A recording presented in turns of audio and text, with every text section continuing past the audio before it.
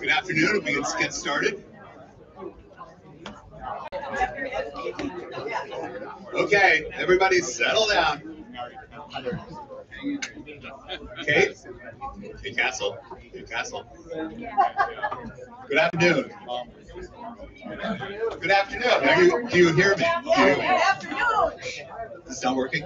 Is it working now? Is it working now, Colin? Colin? Yeah, you're good. Hey, Denise? I can hear you. You can hear me, but some people can't. Can everybody hear me now? Yes. But for some reason on the other side of the room? Mike Davis has a sabotage switch for the mic. Does he? It's the kill switch. Sam, it's only working on that side of the room. Okay. Where is Daisy? Okay. Well, I'll speak loudly and hopefully you can hear me on that side.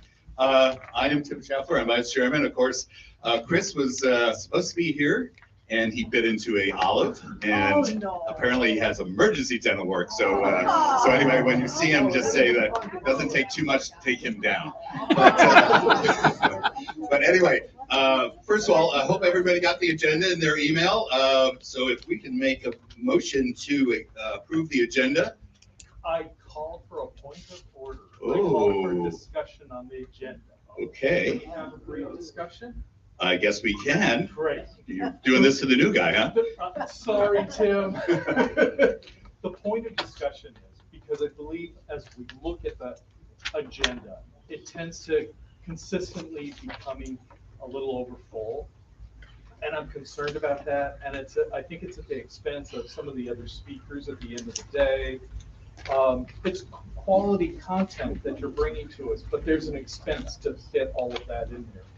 And there used to be a time when we had on the agenda, we would have a topic of discussion on the agenda that was important in the community to either bring attention to it and have discussion and have that discussion with our city leaders. This was an opportunity to do that. Somehow we got away from that and we don't hear about the committees anymore. In fact, I couldn't even tell you what committees exist anymore. So I guess the point is we approve it, but I'd like us to look at not packing it so full that those that are at the end of the agenda start wondering, why am I even coming anymore? Because we're kind of cutting them out at the end. And I feel badly about that. I don't know if others feel the same way. I just wanted to throw that in. Thank you. A point well taken, Paul, and thank you, and Lori agreed. We actually had a discussion at our board meeting about this, and we realized that we were packing a lot into these meetings. Consequently, we were apparently had 3 outside speakers today. We cut it to 2, and we're going to, moving forward, going to cut it to 1. I think going forward too, as far as the committee idea, we're going to revive the committee as far as a well-publicized concept, but that's still a work in progress. So we heard you, and we heard you before you even spoke. That's how good we are. So with that said, and that point of order taken, will someone please move that we accept the agenda currently? I move to Thank you, Paul. Second, Dan, seconds. Okay, great. Also, the minutes were posted, Patrick. Can we have an approval of the minutes? So moved. So moved. Second. Second, Kate. Very good. Thank you very much. A couple of administrative matters. First of all, any visitors, first-time visitors here to the group who would like to say hello and please let. Okay, go ahead. Robert and Michelle, and I don't remember your last name. And they're from the El Dorado Palms Mobile Home Park. Fantastic. Welcome. Anybody else? Yes, in the back. I'm Cliff Lane with the Rams Club. Okay. Okay, great. Welcome. I'm Dwayne Rohrveld, General Manager of Oasis, and part of the Melody Ranch. Excellent. Welcome. Kathy, anything else? One more, One. and Charles Allen is here. Oh, Over the goody. corner. Charles is from Palm Springs View Estate. So we have a Excellent. new rep. Cool. Oh, great. Welcome. So that's you. Well, fantastic. Welcome to all the newcomers. And Chris always would have an issue as far as anything other than Paul's, as far as confronting the Nords. Kate? One of the issues that I don't have an answer to, and I'm hoping someone in city staff could consider. We had some break-ins in our collective mailboxes, a rash of break-ins, and the post office had suggested, well, why don't you get a private mailbox? Well, when you are in HOA of 300 families, you know, that's not really conducive.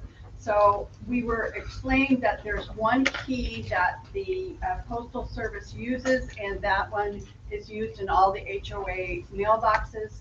It may be that somebody has a copy of this key who shouldn't be having a copy of this key. So I was hoping that the city staff or someone could maybe consider how can we best address this issue that we are now faced with. Thank you for considering. We'll pass that on to Jeffrey, Scott, and Mike, and we'll and Denise. What? It's noted. Scott has it. Great. Anything else? Okay, fantastic. A couple things coming up. Next meeting in December 9th, we'll be having the election of the board. And it's basically a lot of folks, kind of the incumbents are re-upping this year. However, Kate Castle, after a storied career with 1PS, is stepping back from the board. And we have Dave Manley stepping in to her slot. Please make sure that you're here or someone from your neighborhood is here next week to take part in that. It's the type of thing that we need a quorum of neighborhoods to be, in essence, approve the members. And let me just read them to you. Excuse me. Chris is taking another term as chairman. I'll be vice chairman again. Kate Caliban is the treasurer from Trino.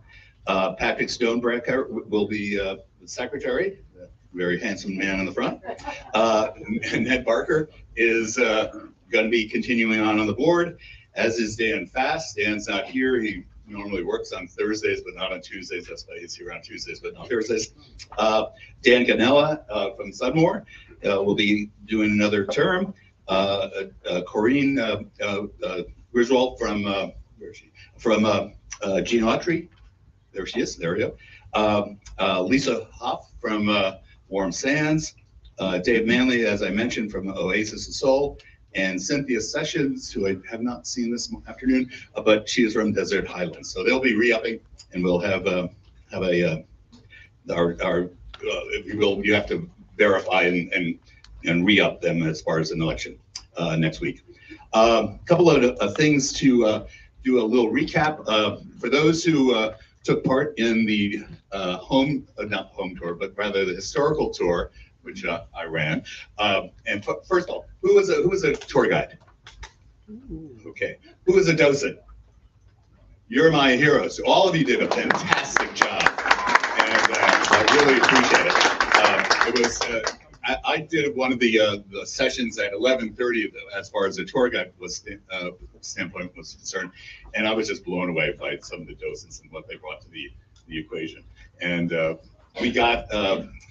For those who don't know, it was looking through a couple of historical sites within along Bilardo, and we saw the La Plaza and the Plaza Theater. Got a presentation from Jim Cook, who's the historian for the Plaza Theater, as well as O'Donnell and the American Legion. All three of them asked me, "Are we doing this again next year?" So that was a really good response from those who were putting a lot of work in preparing their properties. And preparing the locations for the event. So I think we definitely are going to do it next year. I'm going to send you all, especially the docents and the tour guides, a request of kind of what went right, what went wrong, a little input. But Lori.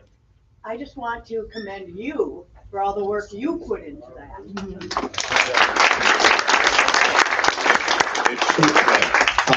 Didn't make money. Yes, it did. Yes, it did. Yes, it did. Next year we'll make more. But no, it was definitely a labor of love, to be honest. And it was really fun to work with a lot of these locations, which in many cases, a lot of people can't see on a day-to-day basis. So it was kind of opening things up. I was at the front end of the tour, and I was asking how many people do we have from Palm Springs versus outside Palm Springs. Uniformly, it was heavy, heavy Palm Springs. So a lot of the locals were able to see it. So for all those who were, again, the docents and the tour guides, thank you very much for your efforts. Patrick, do you have any final word on the Pride Parade? So for our inaugural Pride Parade, exactly. We had a great turnout, and I would like to individually express gratitude to all of the Nords who showed up, and I am an old man, so I can't remember them all, so help me. We have Warm Sands, we had Baristo, we had El Dorado, my hometown, who actually had the largest contingent and the only other banner, and we showed you how to do it. So Oasis Del Sol, Movie Colony East, Sunmore, Historic Tennis Club, and okay, Melody, oh yeah, Melody Ranch. I think that's all. So thank you to everyone who participated, and we're looking at you who didn't. So you have your chance next year. Thank you very much. Thank you, Patrick, for doing that. Okay, next up is Jeffrey. You ready? Yeah. Mr. Bernstein. You want to do? What? Did I mean? Oh, I'm sorry. You could have a seat, sir. Ned Barker is you got a couple of seconds on the distinction. So today is the D-Day, the deadline for Neighborhoods of Distinction Award nominations. So if anyone has a nomination, you haven't turned it in yet, you can leave it with any of us board members tonight, or leave it up front, or bring it to me now, or email it today. So far, we've got, by my count, we've got 10 nominations so far. There will be 8 awards this year, 2 awards of distinction. Those are the highest level awards someone can win, one for individuals and one for Norgs. And there will be 6 Neighbors of Distinction Honor Award trophies given out. Board members, what happens next? Board members are going to review them all. Each board member will become kind of an expert in one or more of the nominations, so that when the board gets together, there's someone that can answer the questions about a nomination. The board will then hold a special meeting, which is already scheduled, to review all of the nominations and to vote for the winners of the nominations.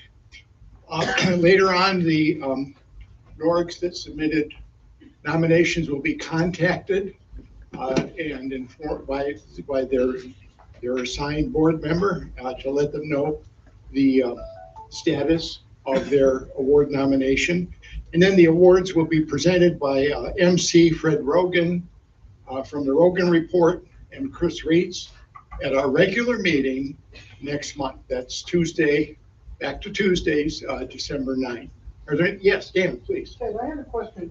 In reviewing some of the applications, I realized that we hadn't specified whether the activity needed to be in this past calendar year or if it could have been prior, since this is the very first set of awards. Yes. And I can tell you that for our neighborhood, I chose not to submit anything because a lot of the great things we did were last year and the year before. Right. So what is the determination on that? Well, we don't have a determination on it, but partly because this is the first year. So going forward, I would think it would be calendar year result, but it also could be calendar year major progress point. For example, winning a Measure J award that's significant could be, it could be 2-3 years later before that project is completed.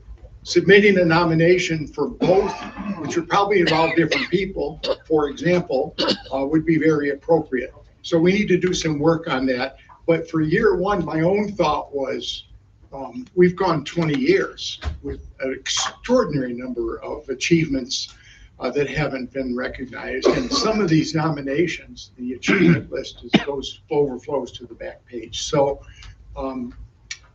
it's time to be flexible on that, perhaps. And I know I don't always seem flexible, but I think all the board members just laughed, by the way.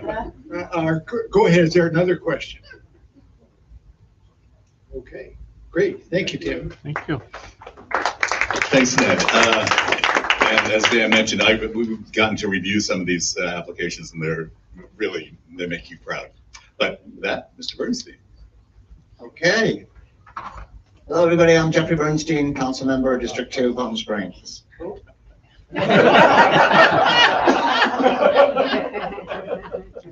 When I do interviews, they make me spell it every time.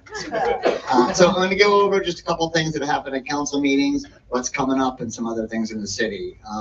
So you met before the October meeting, right? So October, a couple of things happened. We approved the Pride sponsorship at $350,000 a year of in-kind services. This actually has been something that's been growing over the years, so it sort of got a little question, but it's mainly for public safety.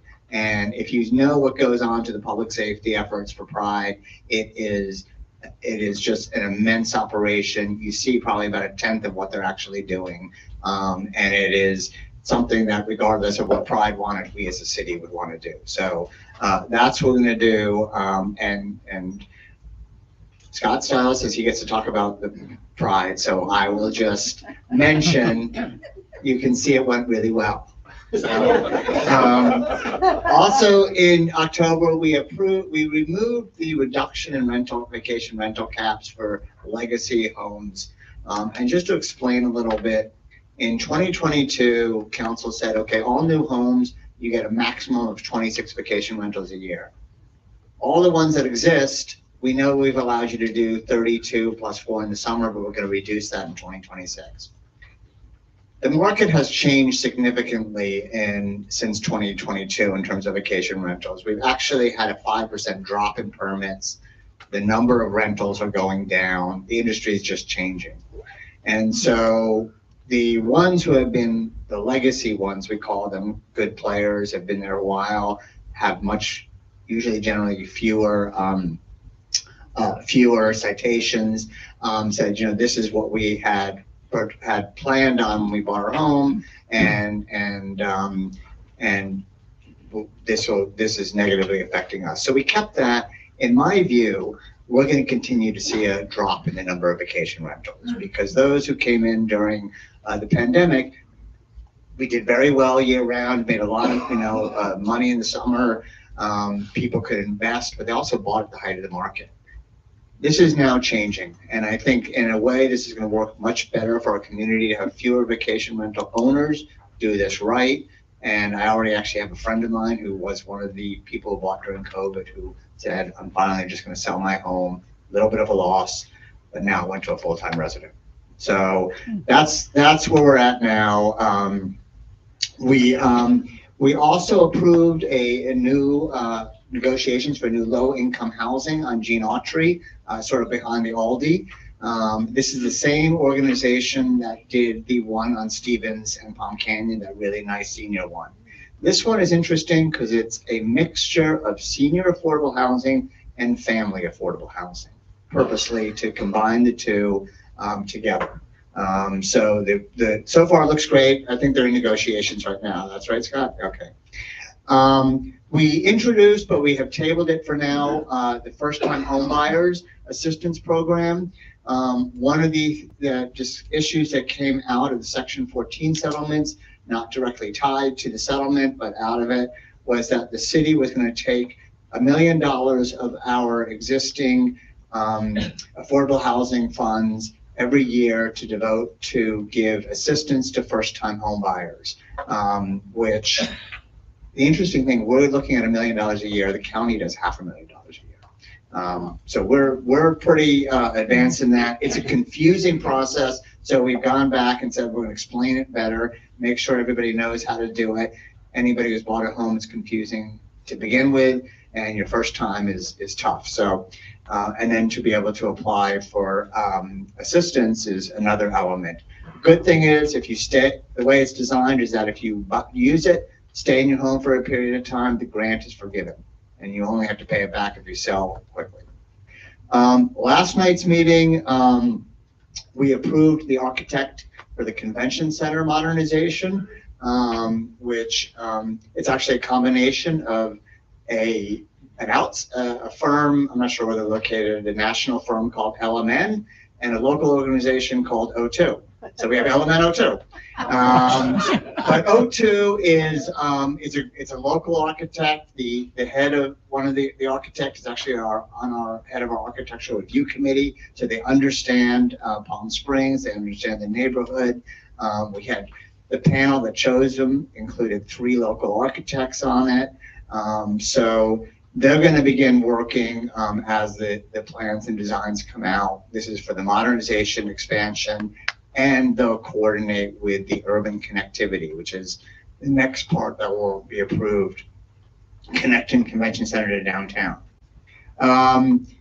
We also, there's a perfunctory approval. The tribe is building a 62-unit apartment building on Sunrise and Alejo, next to the United Methodist Church.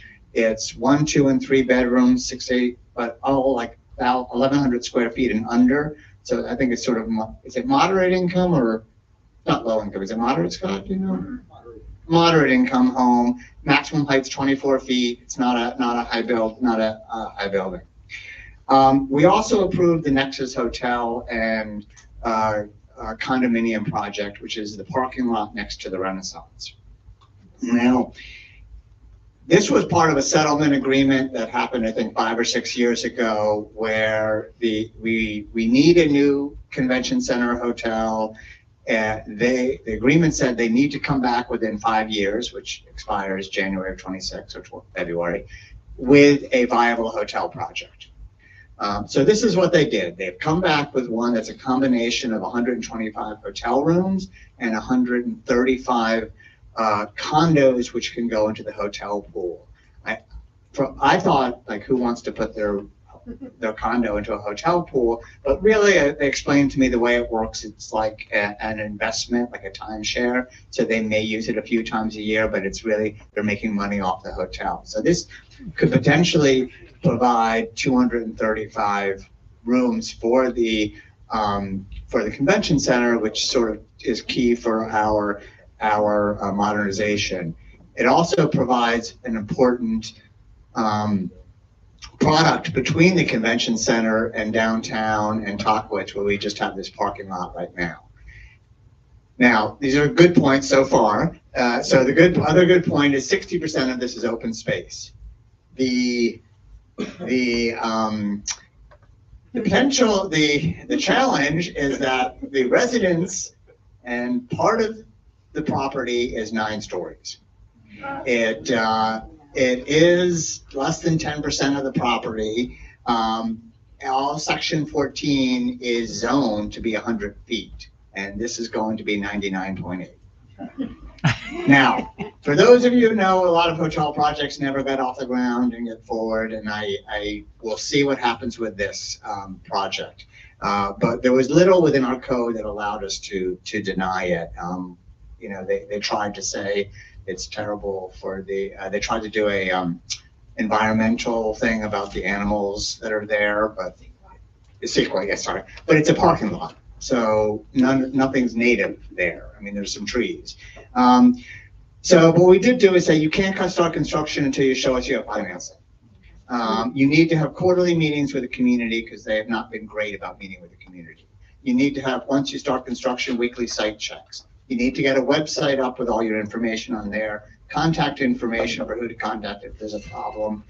And when you start construction, you need to make sure it's a beautified construction zones, unlike some of the other ones we have. So they still have a lot of processes to go to get building permits, and they have to go to architectural review committee and other things in that. We did not have time, but we have postponed to November 24th the city's economic development strategic framework.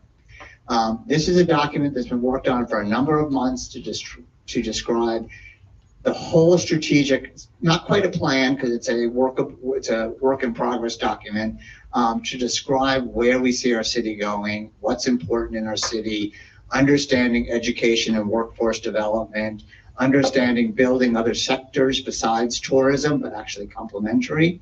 So we've talked about tech, arts and culture, clean energy and healthcare, which are the main ones. and everything else important in the city. This document is now public, and it's on the city's website from last night's agenda, and it'll be on November 24th. It's a long document. I would encourage people to read it. And send it out to your neighborhoods. And if you have input, send it to me, send it an email.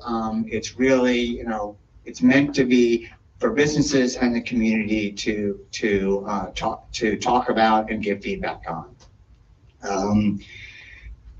Then we have our December 10th will be our last meeting of the year. We'll swear in a new mayor and mayor pro tem, and I'm going to run for mayor. I'm just saying. No, sorry. I'm not. Naomi Soto will become mayor, and David Reddy will be mayor pro tem.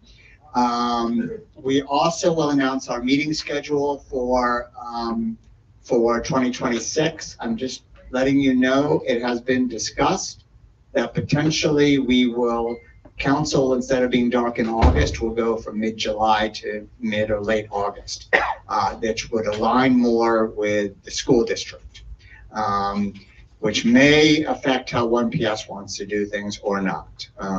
We don't know the dates yet. This will be discussed. We'll also be doing appointments to external organizations like to 1PS. And it's whoever's here today gets to be your liaison. And Ron's not here, so he gets to be. I'm joking. I'm joking. It's for council discussion. Oh my gosh, I shouldn't do this.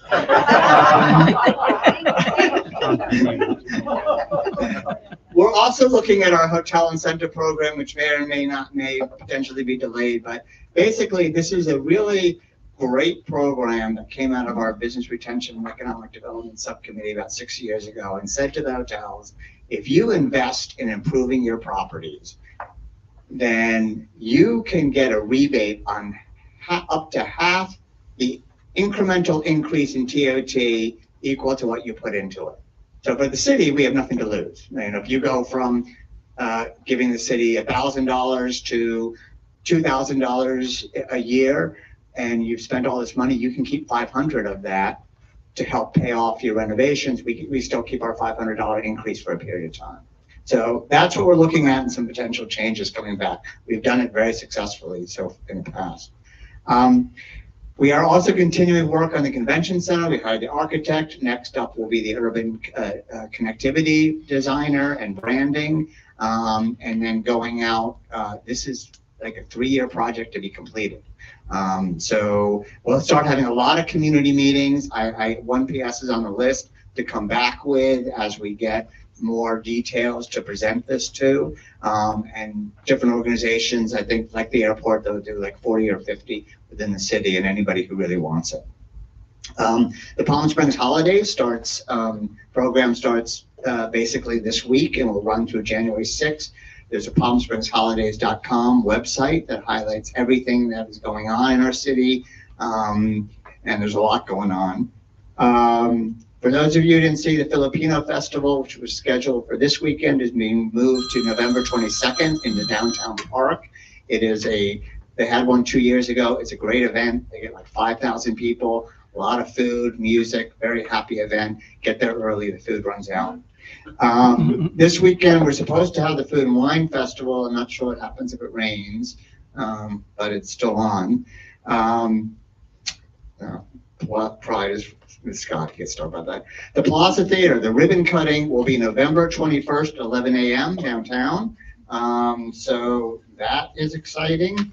And then the next day, November 22nd, from 10 to 2 is a community open house. We're gonna have a block party, shut off the street, and you'll be able to see some mini performances inside and see the inside of the theater.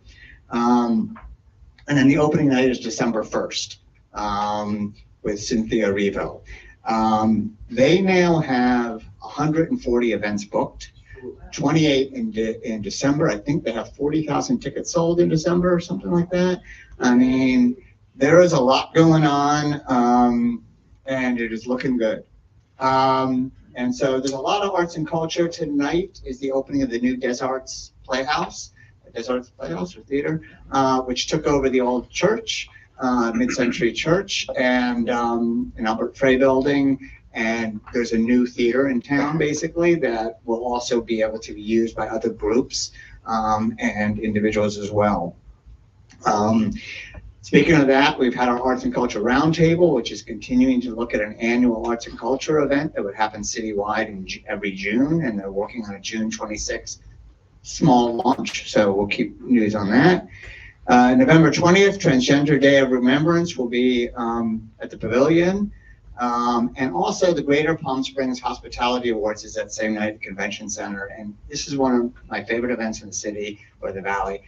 900 attendees, and they basically honor the workers in the hospitality industry at all levels, from GMs to housekeeping to the servers who really go out. And it's, there's 260 nominees this year, but very heartwarming to see some of the winners.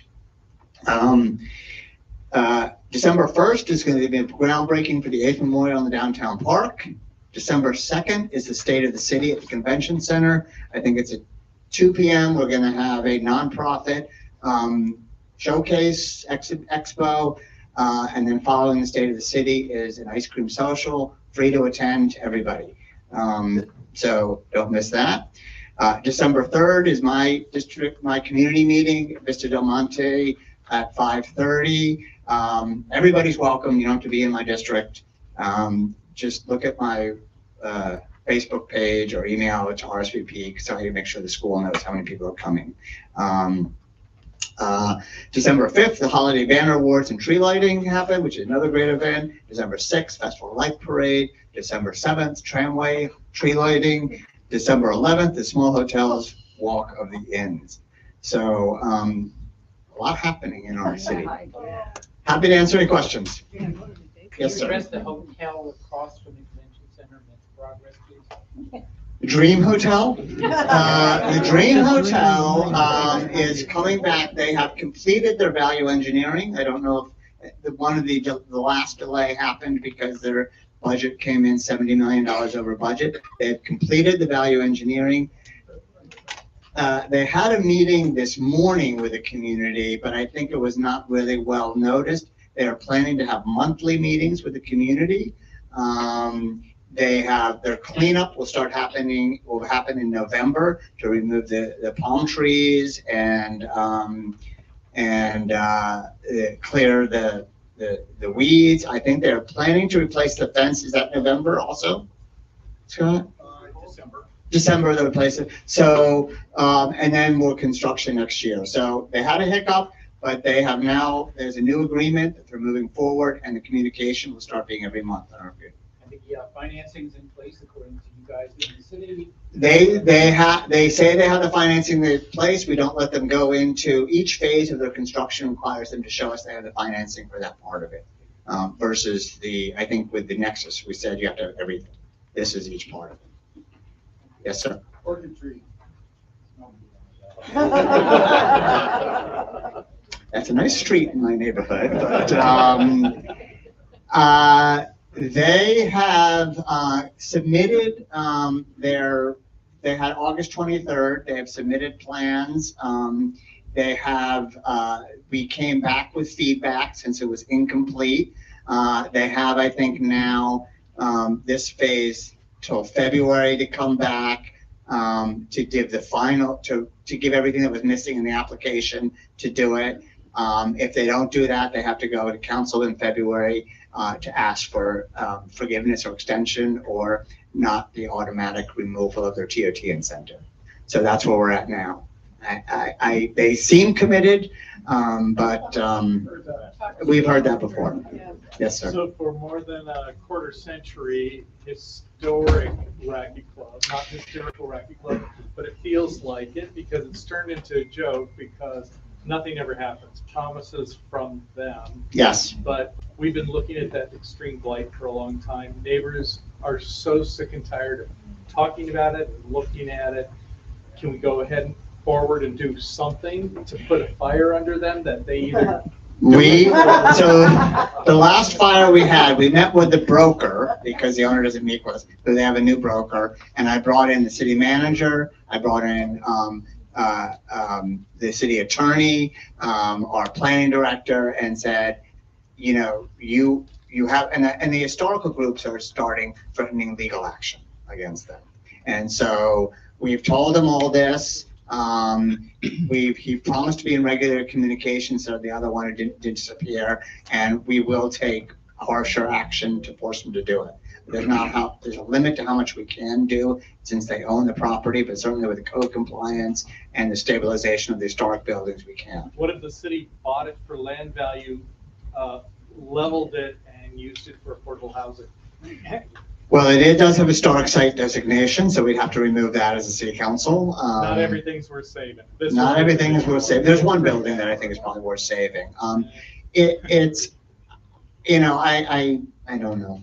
We had the other owner, the other applicant who seemed like a good one last year is not apparently off the table. But we have basically sent this broker the message, who lives in Palm Springs, that we're going to be meeting and talking to you regularly to find out what's happening. And if the owners don't take care of it, they're going to be forced to do something. So we'll see what we can do. Thank you. Yeah, sure. Is Orchid Tree have a hotel operator working with them now? No, they claim they have a letter of intent from Bears. And I don't know if that's still in place, Scott. I think that might be off. So they have come back, you know, and said they've stabilized the buildings. So they've had an engineer out there. I don't know what else they've done. So they're working on that. So, but yes, I think they are not. I think Orchid Tree and Racket Club, there somehow has to be a forcing of their hands. Dream, I actually think, is really committed to moving forward. Excuse me, Jeffrey. What designates Racket Club as being historic? It's the property is there's an Albert Frey building on it and some other historic buildings on it, and oddly enough, when the historic designation came through, I think they actually designated the swimming pool, which doesn't exist anymore, but historic. I wasn't on council then. So there are Class 1 historic buildings on it. So that would have to be handled. It's a huge property. So, I mean, it's 11 acres, something like that. So that's a very small part of it. Anything else? Okay, thank you. Sorry to take up so much time, Scott. We'll pull for you next year too. City Manager Stiles, please.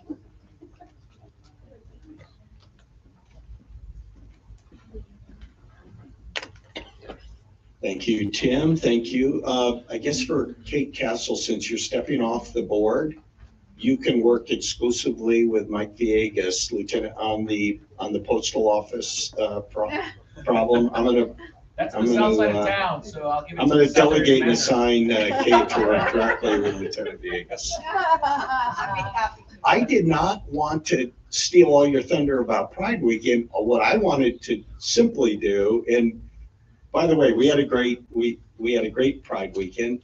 What I wanted to emphasize for everybody here was all the hard work of all of our city employees that I was so proud of. For, you know, Pride used to be Saturday, Sunday. Now we have Village Fest, and we had a street party on Arenas. So we have Pride goes on Thursday, Friday, Saturday, Sunday. And then we break down the street on Monday. And then Tuesday, we have our Veterans Day Parade. So, you know, our staff really did tremendous work. We had a couple 100,000 people, I think, on Sunday for the parade. Throughout all 4 days, we had, Chief Mills reported to me, we only had 2 arrests. Wow. For a couple people drinking too much. And that was really a credit to, you know, just the community and how we work together and our police officers and everybody. So it was tremendous. Did everybody like the Ferris wheel? Yeah. It was so much fun. Nick Gonzalez in Parks and Rec, everybody now thinks he brought it in for Village Fest every single Thursday. We said, no, that's not how it's working. So anyway, I just wanted to give a shout out to all of our employees. Police and fire and public works closed all the streets down. All of our communications people. There's so many, and all the Parks and Recs folks, and I'm forgetting a whole bunch of people, but it's, as you can imagine, it's a lot of work, but it's well worth it, and we love hosting it, and all the people coming from all around the world really to spend a lot of money in our city, which is what I really want. So, so it's all good.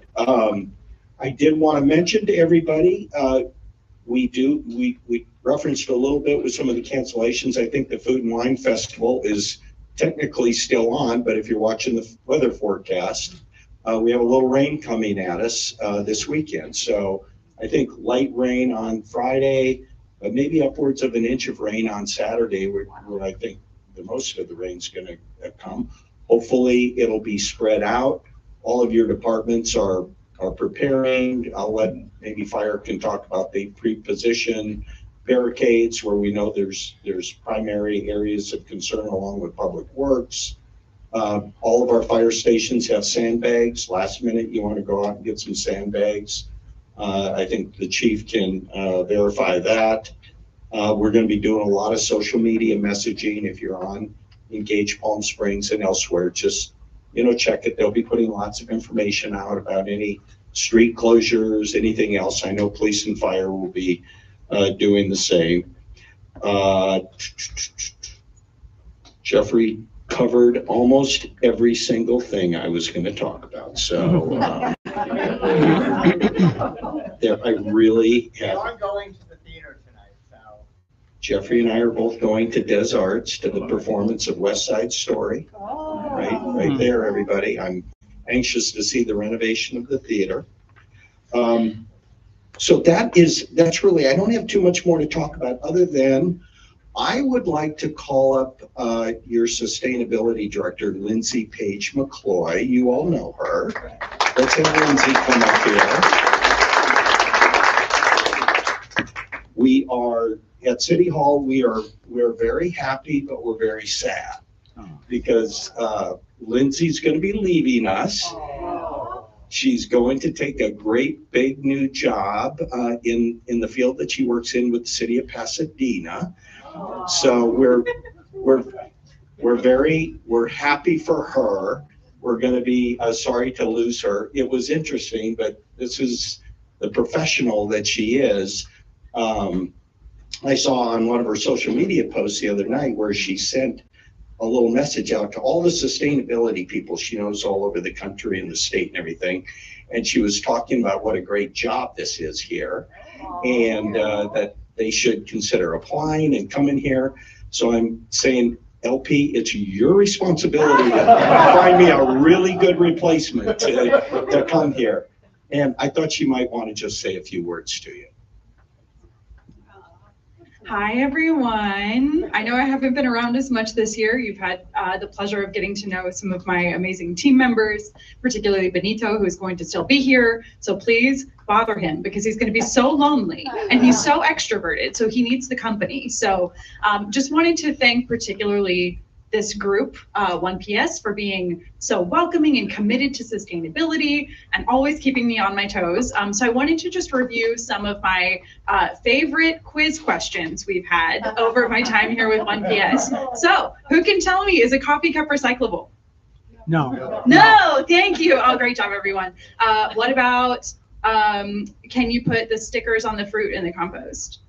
No, thank you. Amazing. And when is shredding? When is the next shredding event? Does anyone know? We advertise this. Yes, but guess based on your past experience of shredding when it might be. April. April, surprise, it's January, fun fact. Okay, so you'll hear more about that next month. But anyways, thank you all for inviting us to your neighborhood meetings. Please continue to do so with our team. If there's anything over the next 2 days I can do to help, please let me know. And you're not getting rid of me, I'll be around, you'll see me popping in and out of town. So, yes, sir. Pasadena has organized neighborhoods as well. That is true. And I figured someone might know about that. Okay, that was it. That's all I wanted to say. So thank you all so much.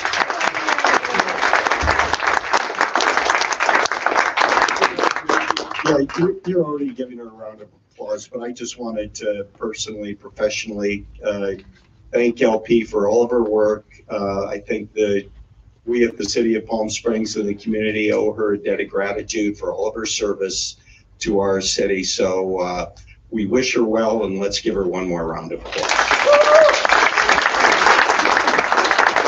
That's all I have, Tim. Lisa? Yeah, the opening, the grand opening of it. We had it. Yeah, I know, but it's not on Google Maps. Stevie, it's not on It's Google not Maps. on Google Maps. We'll follow up with that. We have a lot of bike routes. I'm gonna send Tom Kirk an email and tell him Okay. Google Maps, Are you CD link. taking Oh, Scott, don't go. Questions? I'm sorry. Questions, yes? Not gonna be about batteries and generator backup.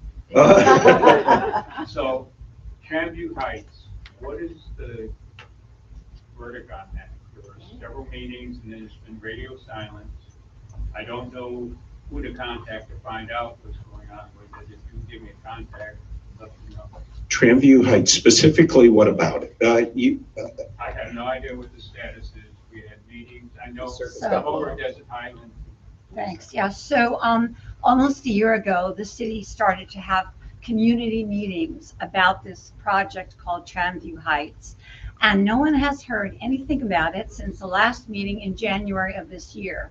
And it involves property in the northwest part of the city, which incorporates, among other things, the COD land. And so we've been trying to get some information about it since January of this year and have been unable to do it. So we were really hoping you could give us some sort of an update about it. I wish I could right now, but if somebody could send me a note tonight I'll do that. or something about it, I'll send do me a note. Okay. Okay, and I will get an answer for you tomorrow. Thank you so much. Yeah, very good.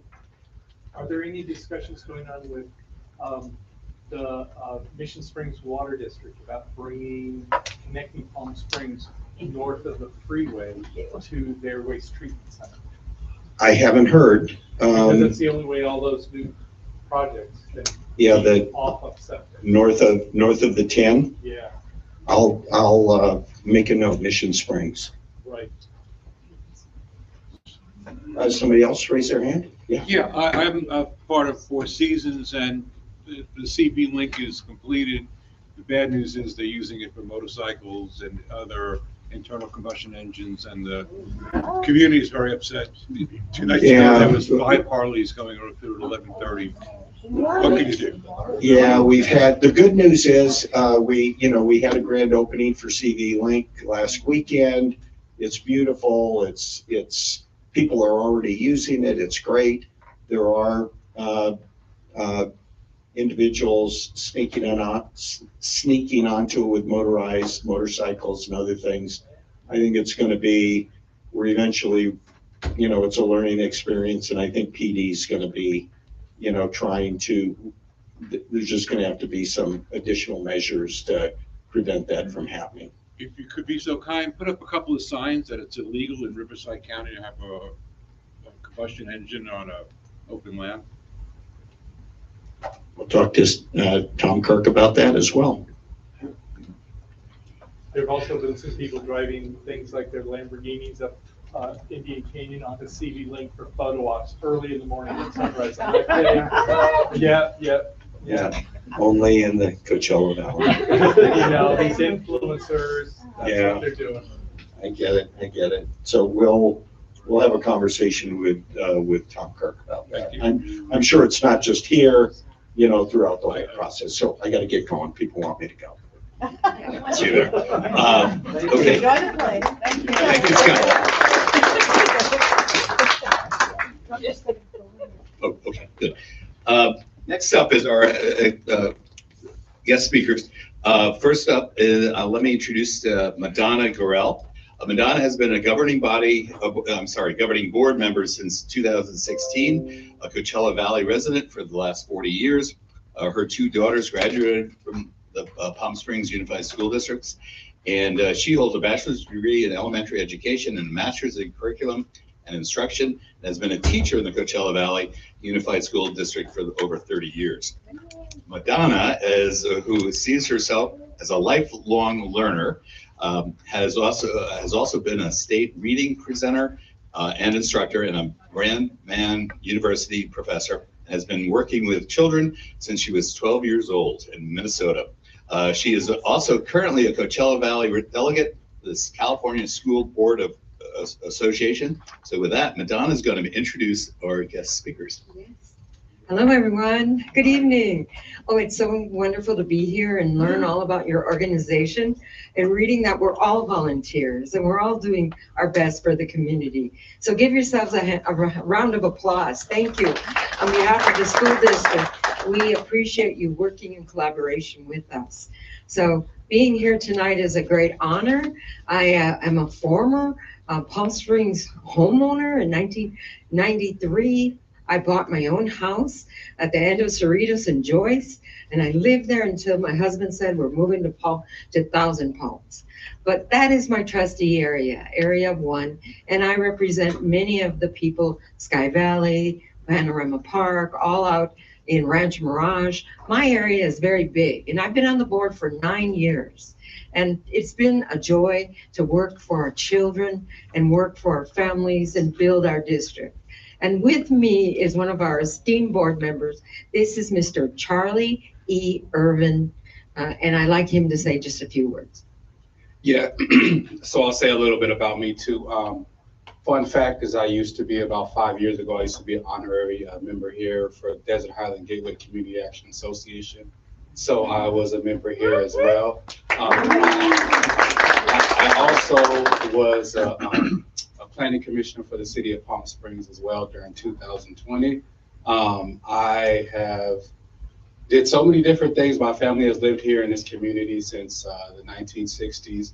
I am a member of the Desert Highland Gateway Community Action Association. I was the first African-American board member at Palm Springs Unified School District. I have been to every school here in the city of Palm Springs. I've been here my entire life. I still live in Desert Highland, and it's just great to be here with all of you, and it's great to see you all. And I have been on the Palm Springs Unified School District Board for 4 years. Yes, thank you. So we were just thrilled to be invited, and right here you see our community outreach coordinator, Miss Joan Boyko. Will you give her a hand? Because she made the connection so that we can be sure that we involve you in our school district and we understand how you're being involved in the community as well.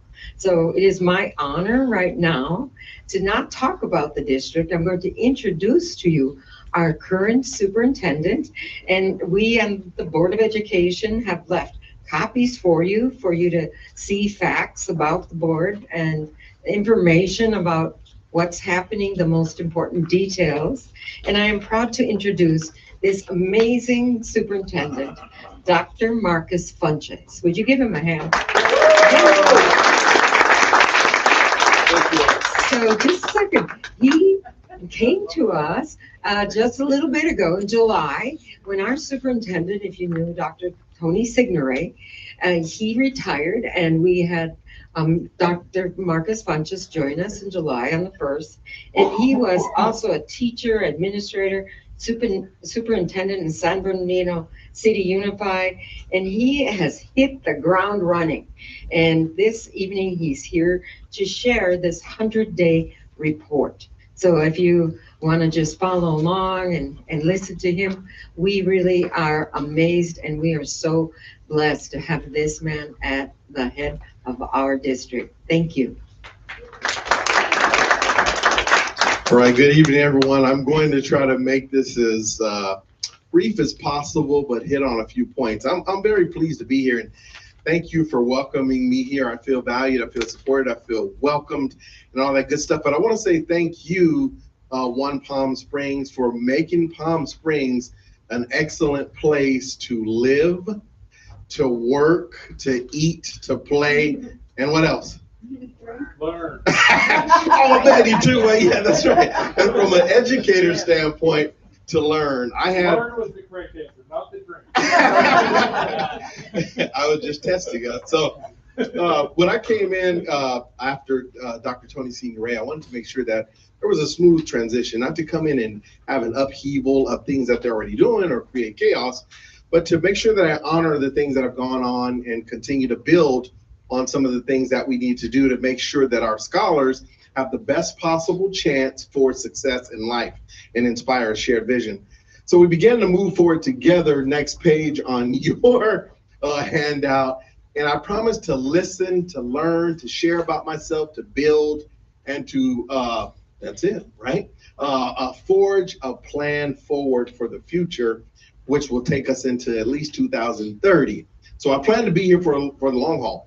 And right away, I began to meet with all of the excellent individuals who make Palm Springs an excellent place to be, whether it was city council members, mayors, Mayor Rhonda Hart, right? Whether it was our educators, our leaders, whoever I can talk with, chief, right? And I met with as many people as I could, our board members, to make sure that I get a good sense of who we are as a district and where we need to go. And and I also made it a point to speak with our parents. I'm not going to read all of this to you, but one of the things that stand out to us from our parents' standpoint is that they appreciate our focus on equity, diversity, and being very inclusive in this community. We do celebrate our wide range variety of young people and their families, and that is a strength of Palm Springs Unified. Yes, exactly. Yeah. And I was in the Pride Parade on Sunday, walking in with my little hat on. It was very hot, but I enjoyed being there, celebrating and making sure that I supported our young people. Our employees talked about being very supportive, caring, and having a very supportive and committed staff for our young people. I'm going to move us on through. And some of the strengths that I found here in Palm Springs Unified, our experienced board. I want to make sure that I point that out because our 5 board members have a very strong ethic of care for this community and want to do what's right for our young people. Let's give them a round of applause. I think that's important, right? Speeding it up just a little bit, our scholars are brilliant. And I won't say anything less than that. Our young people are brilliant. They are brilliant. And they just need the opportunity to showcase that brilliance. We have an effective leadership team committed in caring educators, a healthy fiscal outlook, because that was one of the things that I wanted to take a close look at, and then strong community partnerships. Diverse college and career pathways, skilled safety teams, strong operation systems, and a robust health and wellness systems, which are second to none. Right now in our schools, our young people have access to therapists, counselors, wellness centers, like no other district that I've been a part of or seen. And it helps them to get their minds and emotional states ready to learn, even when they're having difficulties in the school day. And so our areas of focus, I don't know why this is like that, but it's throwing me off just a little bit. Anyway, our areas of focus, and you will hear about this as we move forward, is to develop a multi-year vision for Palm Springs Unified School District. Just like the city has city planning and economic development for who the city and Palm Springs will become over the next 5 to 6 years, we as a district also engage in that kind of work. And so the 2 questions are, who are we becoming? And what will we accomplish between now and 2030? And I'll end with this. I want you to envision something, and maybe you didn't have this as a scholar when you were in school, and I know I didn't, but I want you to envision a K through 12 school site that is a STEAM school. A K through 8, did I say K through 12?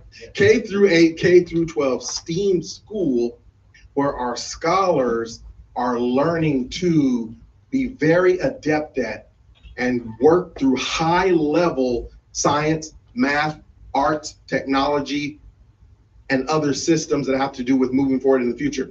And check this out. Walk into a classroom of 6th grade young people and they turn around and talk to you about a science experiment that they are working on and they say, hey, what we are working on will help the local economy and build energy that's sustainable for the future. Can our young scholars do that? Yeah. They can do that and more. It's about building the opportunities for them to get that done. And so that's part of the vision that we are beginning to work through between now and 2030 to make sure that our school district continues to be the great place to learn for our young scholars. Can we do that? Yeah. Will we do that? Yes. And so lastly, we are working together with our Board of Education, our leaders, our community, and you'll hear a little bit more about it as we go to put this vision in place and then continue to build and collaborate on what does PSUSD excellence look like, sound like, and feel like for us, and then strengthen our teaching and learning systems for all of our scholars on this side of the freeway and the other side of the freeway. Let's go. We got this.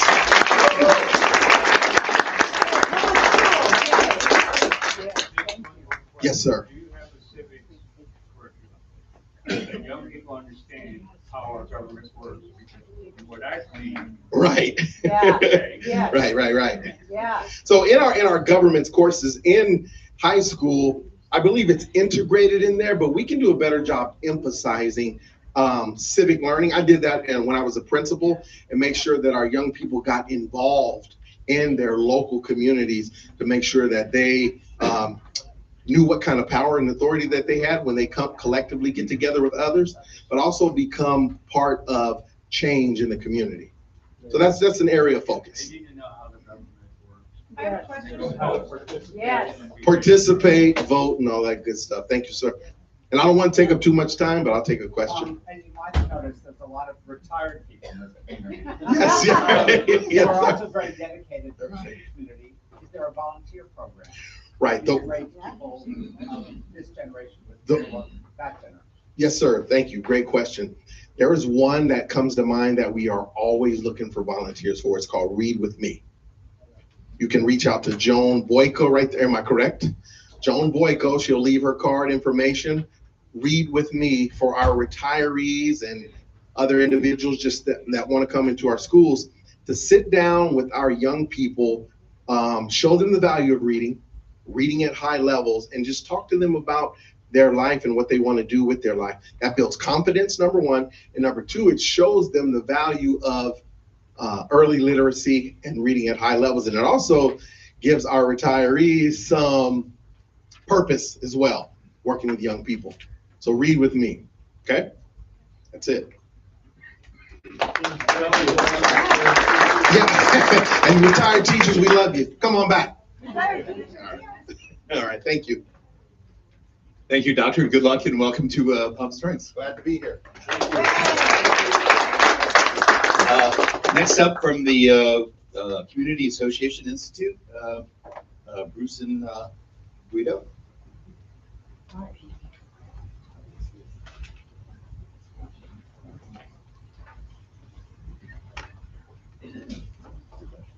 Thank you.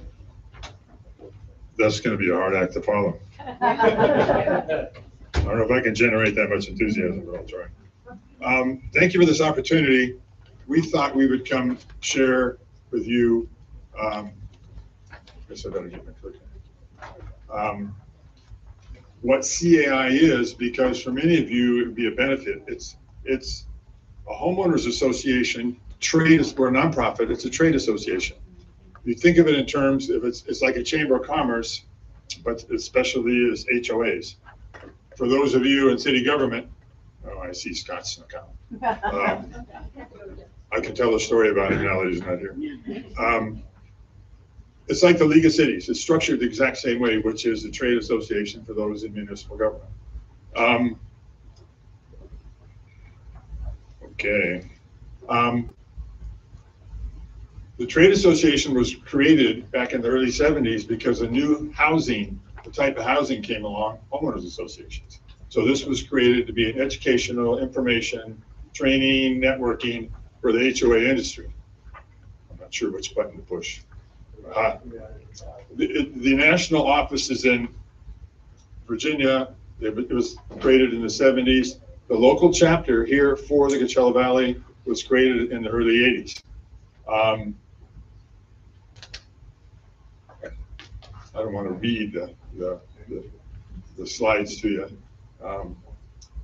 When I say the HOA industry, it's much more than just the board members at the HOA, on the HOA board, and the homeowners. It's everybody that works in the industry. There's a list of all the different categories of members in the trade association. A lot of what we do is networking. So these different service providers get to know board members and vice versa. There's a list of all the categories of the different membership. I hope you guys can read it.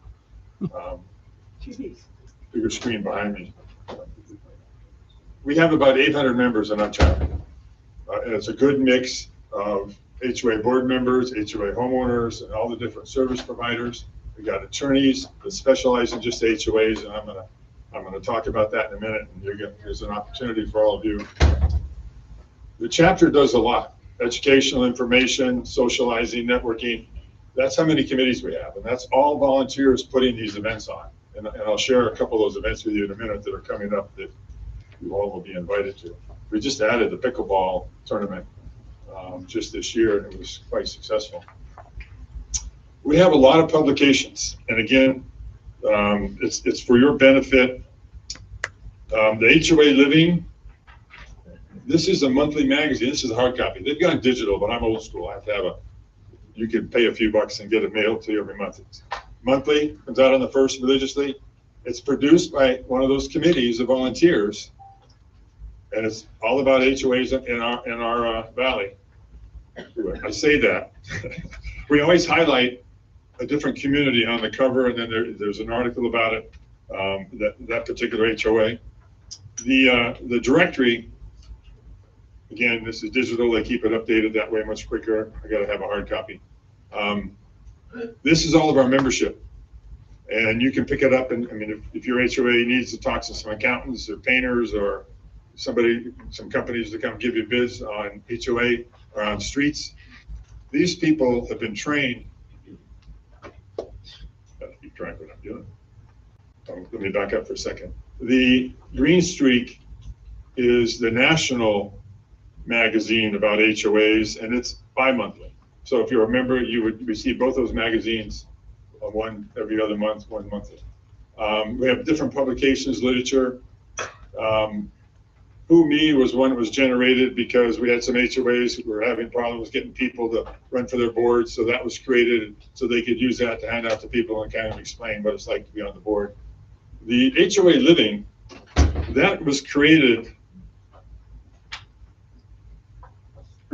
because the city of Palm Desert contacted us and said, we're having some problems with people understanding they live in an HOA and maybe what the responsibilities are, or maybe they should be calling their management instead of calling City Hall all the time about some of the problems.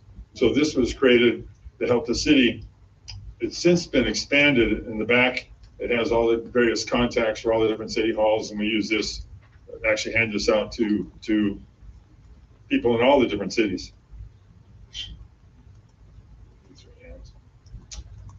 We have a national bookstore.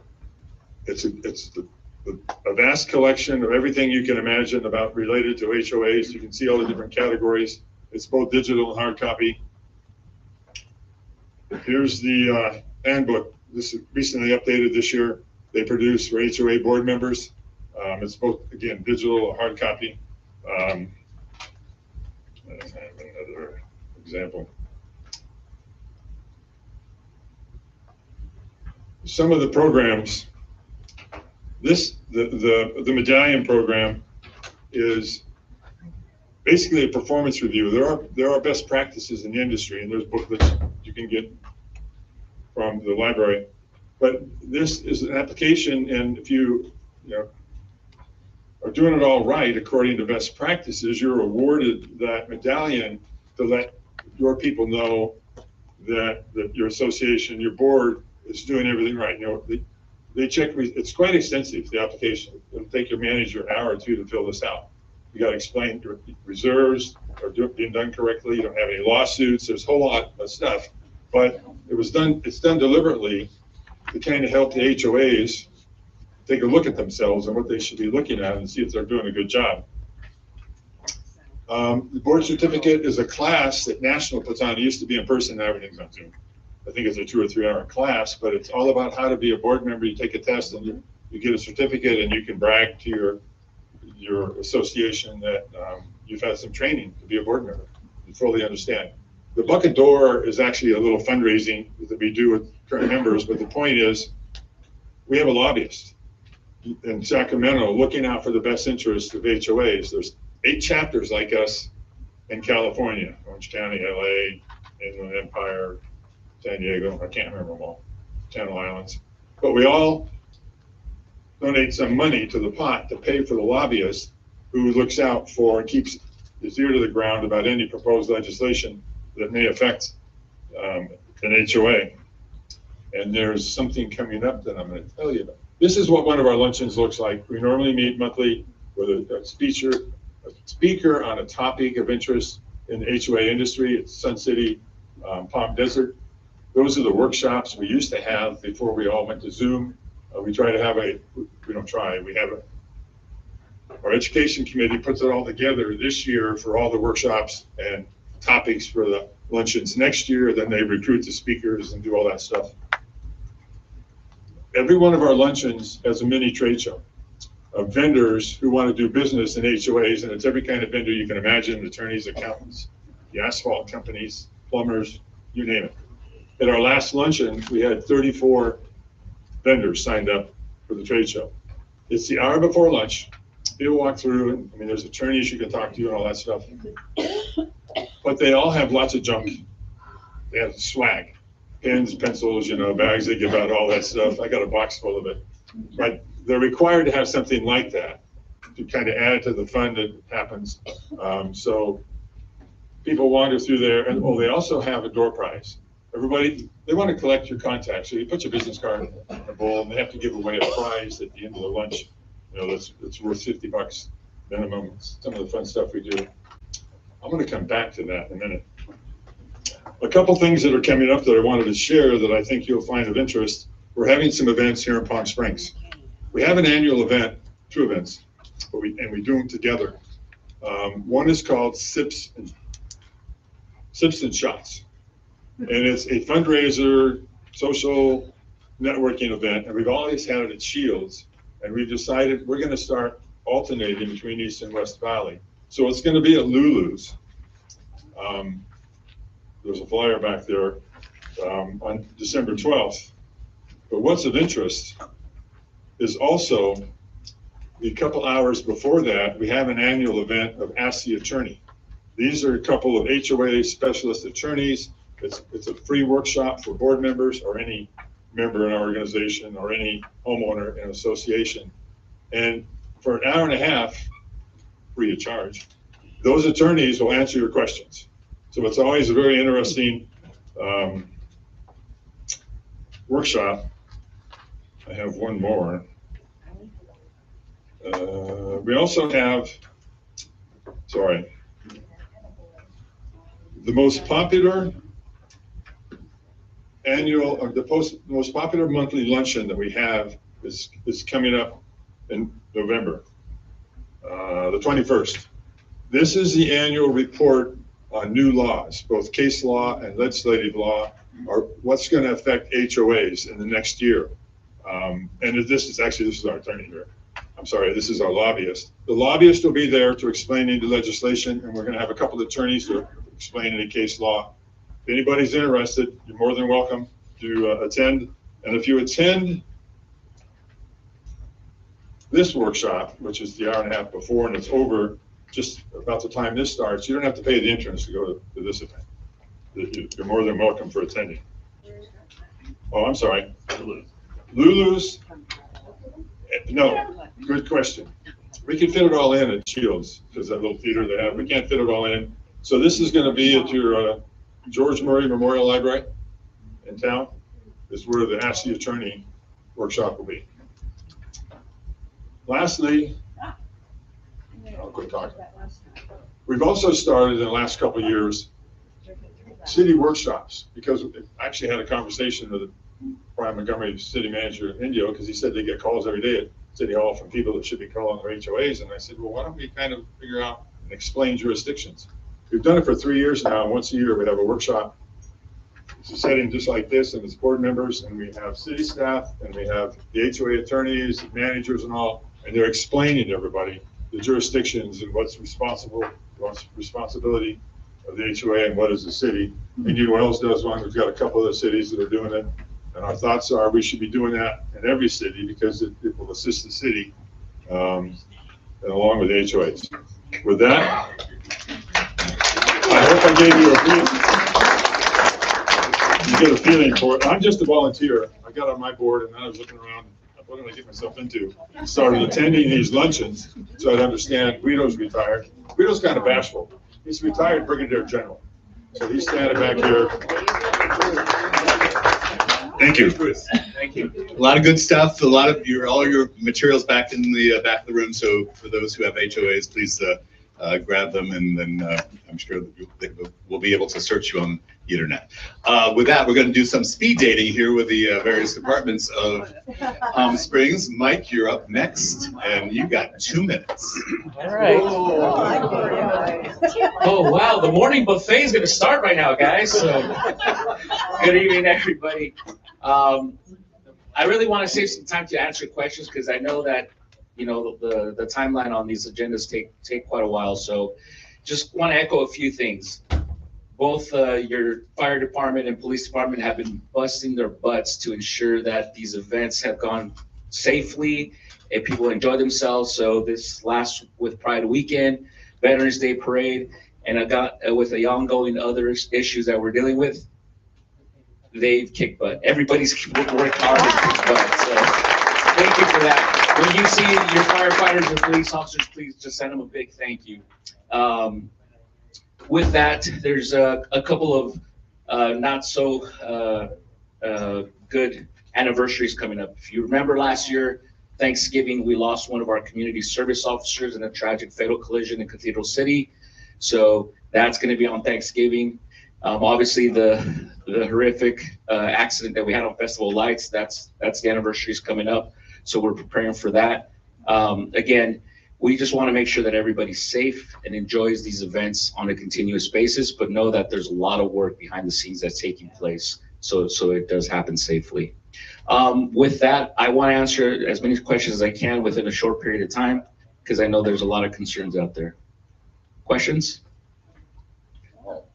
I know Paul always has something. Go ahead, Paul. No, you come up with some great questions. Some of our neighbors have been pointing out that on the bulletins that come out about crimes around Upper West Side, there have been a lot of shootings lately. Personally, I haven't heard any of them, but they are showing up, a lot of them in the reports. Can you touch on that? So there has been an uptick in reported shootings that have been occurring, and it has been occurring in the Desert Highland Gateway Estates area, with the exception of one shooting that occurred in front of 1500 Center Rafael. Thankfully, nobody's been hurt, nobody's been shot, but there has been an uptick in these shootings going on. Typically, some of the investigations that we do, it comes back to related to either gang or juveniles and stuff that are involved. We have not made any arrests. If you did see the calls for search, we actually did a search warrant today in the Desert Highland Gateway Estates regarding the shooting that happened 2 nights ago. So yes, so there, again, this is where we work together as a community, and we urge our neighbors to make sure that, hey, you know what, whatever you guys can do to spread the word, to make sure either report it if you hear it, or please do what you can to make sure that doesn't happen within the respective areas. But yeah, so we've had 4 shootings, Paul, like I said, 3 in the Gateway and then 1 in San Rafael. Yes, sir.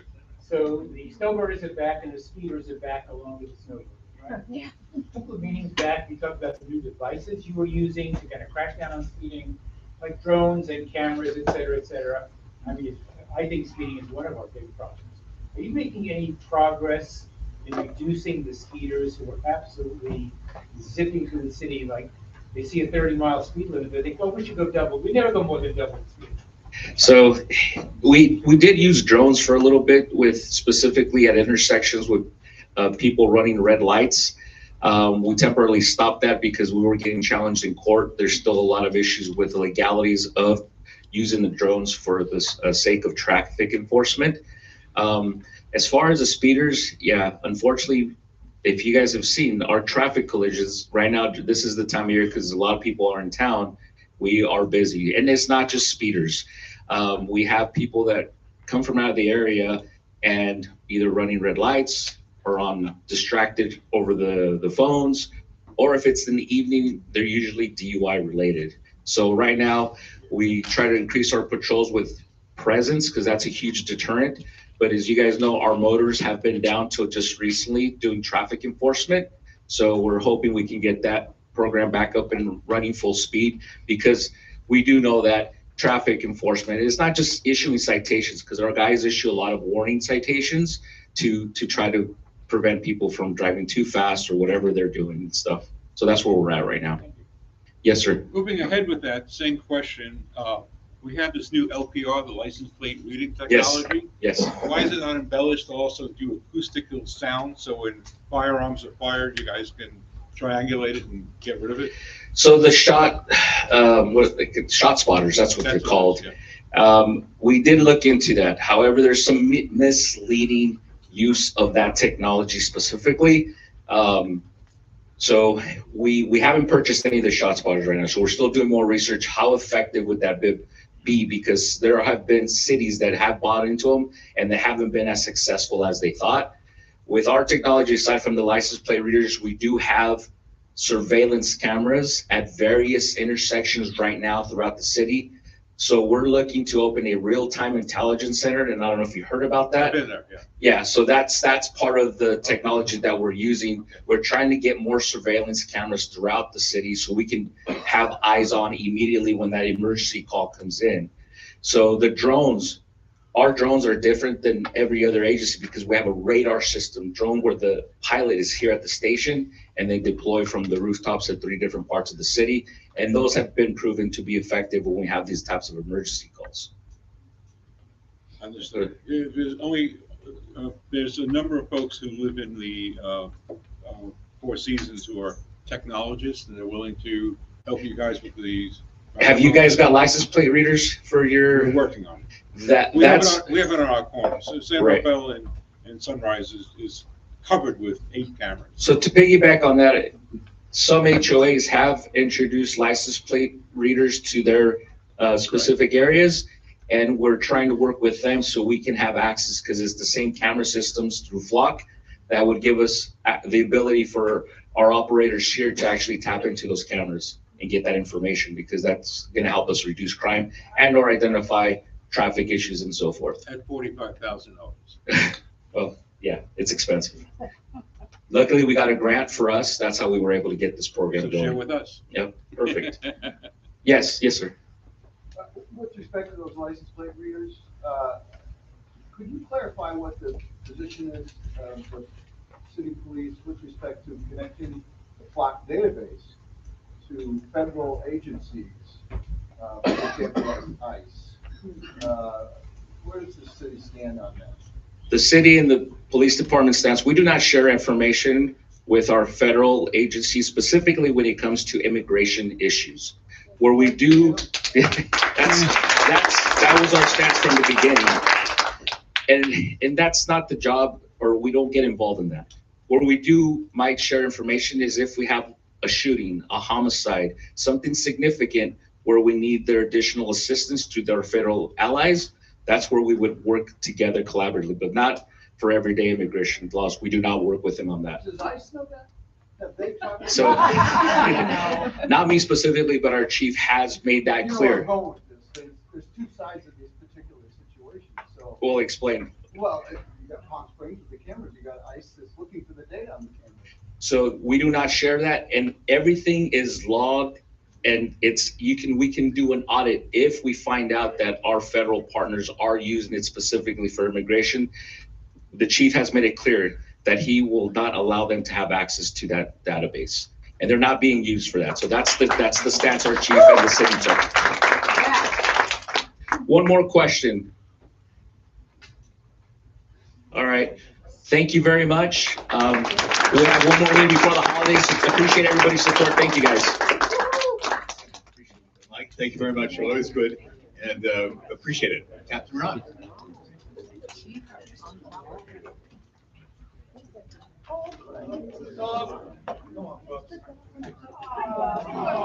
Maximus is doing a lot better. We've had him for 10 months now, and he's behaving very well. Sure. I talk with my hands, so the mic actually is bad for me. Good evening, everybody. 3 things we're gonna hit on quickly. It'll be less than 2 minutes, unlike him. We're gonna be quick here. Let's see here. We had recruitment today, so Max and I went out to, we're recruiting firefighter paramedics because we're gonna be hiring paramedics in the near future for the department. So we went out to Crafton Hills College today, and we spoke in front of a paramedic class, and basically we were salesmen in there, right? We were trying to sell them to come apply with the Palm Springs Fire Department because we're rad and come do it. Yeah. So the goal is to go out to as many paramedic and fire academies as possible in Southern California, or at least in this region, Riverside County, some of Orange County, San Bernardino, and LA County, and funnel them to our department so that we have a lot of paramedics to choose from, right? Number 2, we have a toy drive, December 15th.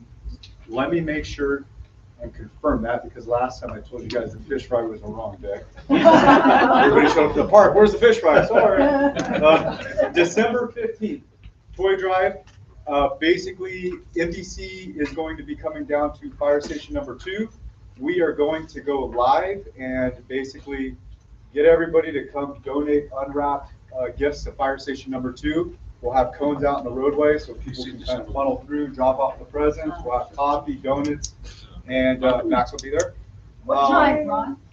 Where's fire station Just number left. 2? I was gonna throw him under the bus. We're gonna dress him up as Santa, the fire chief, right? He doesn't know that. And then also, he passed a big test actually this weekend. So with these dogs, right, these therapy dogs, they're nice and mellow, right? And noises can kind of throw them off here and there.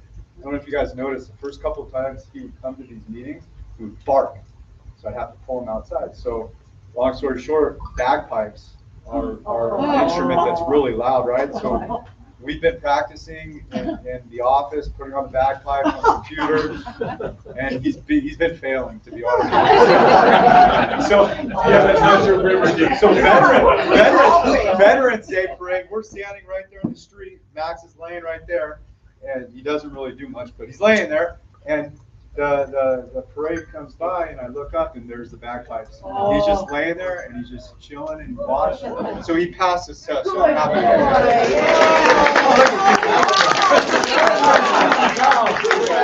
Yeah. Anyhow, that's it from the fire department. Any questions? Where's fire station number 2? Good question. 300 North El Cielo. We will also be getting marketing out for this and so forth. It won't be the last time you hear of it. So we'll be getting all this good stuff out. What time? What are the hours? We do not know yet. Yeah.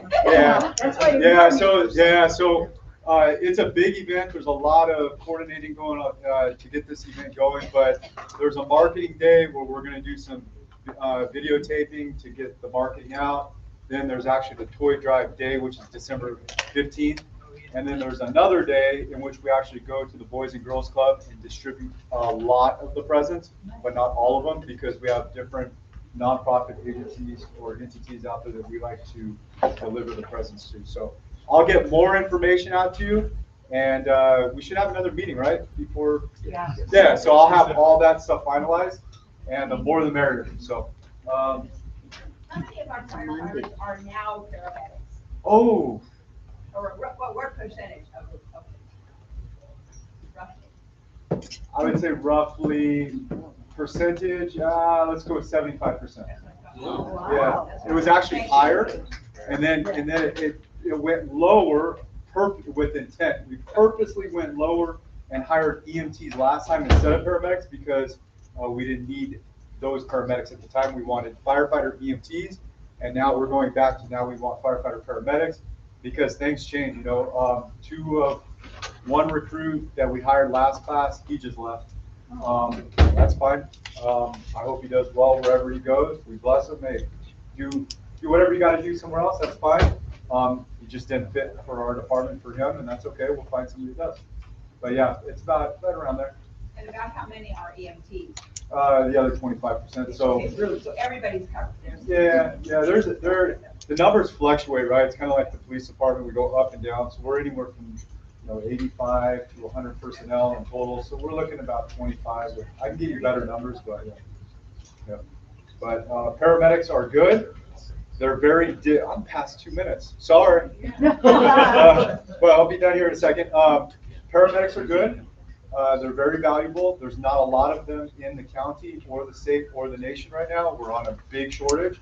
So you're gonna hear me actually go on the news next month about it to get a special going in order to start getting paramedics funneling and thinking about coming to our department. So, and that's it. Thanks, Randall. Good seeing you. Coach Here. Liz. Liz? Desert Water Agency. Okay, Liz, please.